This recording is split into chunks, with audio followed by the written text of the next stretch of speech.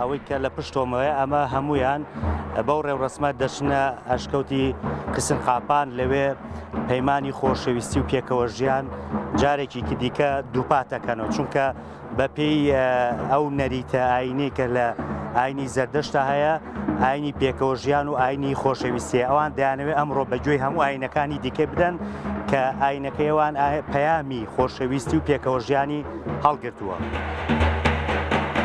پەیڕەوانی ئاینی زەردەشت هەموو ساڵێک لە 21 خەرمانان لە ئەشکەوتی قسن قاپان بە مەشغەڵەکانی دەستیانەوە کۆ دەبنەوە. ئەمە جەژنی نوێکردنەوەی پەیمانی خۆشەویستی و پێکەوە ژیانە. هەموو ساڵێک ئەم ڕێوڕسمە ئەکەنیا تایبەت ئێرەکە مەزاری دیاکۆی مەزنە کە خۆی شاهنشایی میدی پێکانە وڵاتی میدی پێکێناوە و هەروەها فرێڤرتش کوڕێتی وارووا کەی خەسرە و کوڕزایەتی کە ئەو ئیتر چووە ئیمپراتۆریەتی میدیەکان چووە ئەو پەڕ و پلەی باڵاوە بۆیە ئێمە لەسەر مەزارەکەی ئەوان ئەم ڕۆژە پیرۆزەمان پیرۆز کرد.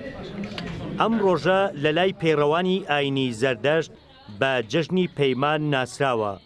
کوڕ و کچ و پیر و گەنج دێنە نێو ئەشکەوتەکە و ڕێوڕسمە ئاینیەکان دووبارە دەکەنەوە. لێرە بە زەردەشت و خۆشەویستانیان دەڵێن کە چەندیان خۆش دەوێت.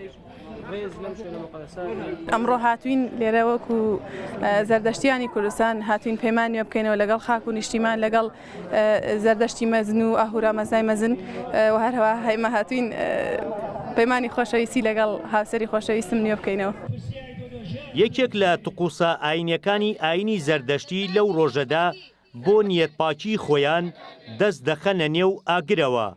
ئەمەش بۆ دووبارە پەیماندانەوەی پاکی پەیڕەوانی ئاینی زەردەشتە بۆ پێغەمبەرەکەیان.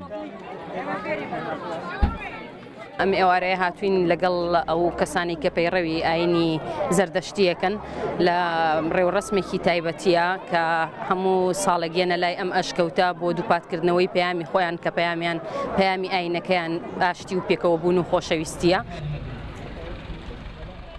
لە مەراسیمەکەدا نوێنەری مەسیحیەکان و کوردانی ئێزیدی و مامۆستایانی ئاینی و وەزارەتی ئەوقاف ئامادە بوون. لەوێدا تەواوی ئاینەکان ڕێزیان لە بیرروبۆچوونی پەیڕەوانی ئاینی زەردەشتی گرت و دووپاتیان کردەوە. پێکەوە ژیانی ئاینی لە هەرێمی کوردستان بۆ هەموو هاونیشتیمانیەک دەستەبەر کراوە. سامان بەشارەتی ڕوودا و سلێمان.